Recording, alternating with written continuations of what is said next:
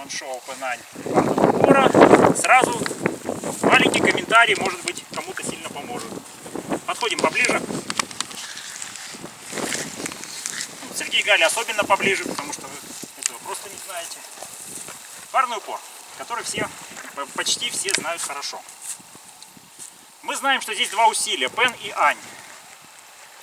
Но вот как-то вот такую детальку я вам еще не проговаривал. В ногах Ань больше создается за счет сгибания коленей. Ну, вроде бы очевидно, да, Ань? А Пен создается дополнительно в ногах. То есть это один из элементов Пен. За счет разгибания тазобедренных суставов.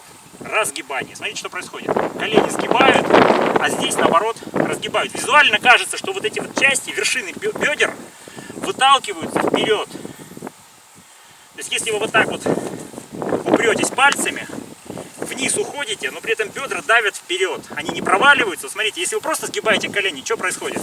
Вы сгибаете колени, и бедра проваливаются, да? Ну попробуйте, вот прям сразу. Что, сложно, что ли, руки поставили?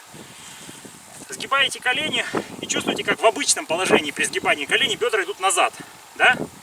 Нам надо, чтобы они шли вперед. То есть мы сгибаем колени, а бедра толкаем вперед.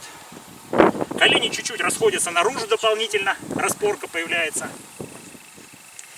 Вот это будет основой Пен Ань в ногах. Все остальное, все как всегда.